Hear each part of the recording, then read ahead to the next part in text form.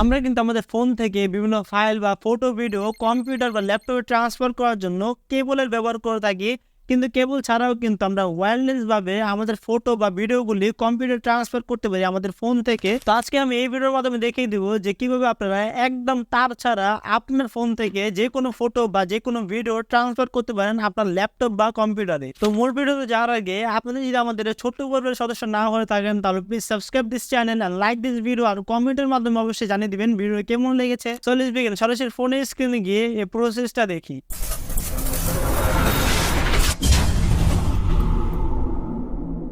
Phone থেকে কম্পিউটারে যে কোনো ফাইল বা ফটো ওয়্যারলেসভাবে ট্রান্সফার করার জন্য আমাদের কিন্তু একটি অ্যাপ ডাউনলোড করতে হবে। তার জন্য আমরা সরাসরি চলে যাব আমাদের প্লে স্টোরে। আসার পর সার্চে টাচ করে আমরা লিখবো হলো ওয়াইফাই এফটিবি সার্ভার। আমি এখানে লিখে দিচ্ছি। লেখার পর সার্চে টাচ করব। এরপর ফার্স্টে যে অ্যাপটা আছে সেটাকে আমরা ইনস্টল করে নিব। ইনস্টল হয়ে যাওয়ার পর ওপেনে টাচ করব। ওপেন করার পর এরকম একটা ইন্টারফেস চলে আসবে। এখান থেকে আমরা স্টার্টে টাচ করব।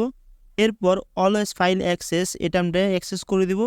তারপর দেখতে পারেন ভিউয়ার্স একটি ইউআরএল চলে আসছে, কোড চলে আসছে, আর হলো আমাদের যেই সার্ভার ইউআরএল আছে সেটা কিন্তু এখানে চলে আসছে। এই সার্ভার ইউআরএলটা যদি আমাদের ফাইলে গিয়ে কম্পিউটার ফাইলে গিয়ে টাইপ করি তাহলে কিন্তু আমাদের যেই ফোনের যে ডকুমেন্ট বা ছবিগুলো আছে সেগুলো কিন্তু ওয়্যারলেসভাবে আমাদের যেই কম্পিউটার আছে সেখানে চলে আসবে। আমি যদি এখন সরাসরি কম্পিউটার স্ক্রিনে চলে গিয়ে আপনাকে দেখাই তাহলে দেখতে পারবেন। আমি এখন শিফট করছি। তো কম্পিউটার স্ক্রিনে চলে আসলাম। কম্পিউটার স্ক্রিনে আসার পর এখান থেকে আপনারা একটি ফাইল দেখতে পারবেন বা একটি অপশন দেখতে পারবেন দিস পিসি নামে।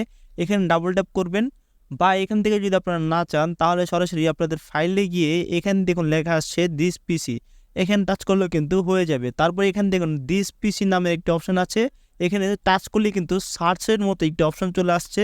আমাদের যে কিউআর কোডটি ছিল বা একটি ইউআরএল সার্ভার ইউআরএল ছিল সেটাই কিন্তু এখানে লিখে দিলে বা কপি করলে কিন্তু আমাদের সব অ্যাক্সেস কিন্তু পেয়ে যাবো, আমাদের ফাইলের অ্যাক্সেস। মানে আমাদের ফোনের যেই ফাইলের অ্যাক্সেসগুলো আছে বা ফটো ভিডিওগুলো আছে সেগুলি অ্যাক্সেস কিন্তু আমাদের কম্পিউটারে পেয়ে যাবো একদম ওয়্যারলেসভাবে।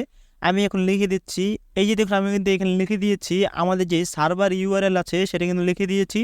এখন যদি ভিউয়ার্স আমি সিম্পলভাবে আমি এন্টারে টাচ করি তাহলে কিন্তু দেখতে পারবেন আমাদের যা অ্যাক্সেস আছে ভিউয়ার্স আমাদের যে ফোনে সব কিছু কিন্তু আমি এখানে দেখতে পাচ্ছি। এখানে দেখতে পাচ্ছেন আমার অনেকগুলো ছবি কিন্তু এখানে শো করছে। এখানে যদি আমি একটি ভিডিও প্লে করতে চাই তাহলে কিন্তু ভিডিও প্লে করে দিতে পারি। এই যে আমি ভিডিওতে চলে যাচ্ছি এবং যে কোনো একটি ভিডিওকে আমি প্লে করে দিচ্ছি। আপনার প্লে করার জন্য ডাবল ট্যাপ করতে পারেন, আর ডাবল ট্যাপ করার পর যদি এরকম একটি অপশন আসে তাহলে কিন্তু আপনারা সিম্পলভাবে এভাবে টাচ করে রাইট বাটনে এবং এখান থেকে কপি করে আপনারা যে কোনো একটি ফোল্ডারে বা ফাইলে নিয়ে যাবেন। নিয়ে যাওয়ার পর এভাবে আমরা পেস্ট করে দিব। পেস্ট করার পরই কিন্তু আমরা এই ভিডিওটা দেখতে পারবো। আমি যদি এখন পেস্ট করে দিই তাহলে দেখতে পারবেন কপি কিন্তু হচ্ছে এখানে।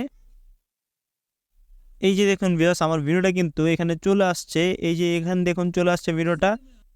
सुनने में आया सर कि बॉर्डर 2 भी बन रही है। सुनने में तो मुझे भी দেখতেই পাচ্ছেন আমার ফোনে যে ভিডিওটা ছিল সেটা কিন্তু আমার কম্পিউটারে চলে আসছে, তাও কোনো রকম কোয়ালিটি নষ্ট হওয়া ছাড়া কিছুক্ষণের মধ্যেই। তো এইভাবে কিন্তু আপনার ভিউয়ার্স খুব সহজে আপনার ফোন থেকে যে কোনো ফটো বা যে কোনো ভিডিও ট্রান্সফার করতে পারেন আপনার ল্যাপটপ বা ডেস্কটপে কোনো ধরনের তারের ঝামেলা ছাড়া, শুধুমাত্র এই অ্যাপটির মাধ্যমে। তো এই ছিল আমাদের আজকের টিউটোরিয়াল ভিডিও। কেমন লাগলো কমেন্ট অবশ্যই জানিয়ে দিবেন। চ্যানেল সাবস্ক্রাইব করতে ভুলবেন না, আর একটু নতুন নতুন ইন্টারেস্টিং ট্রিক্স পাওয়ার জন্য বেল আইকন টাচ করতে ভুলবেন না।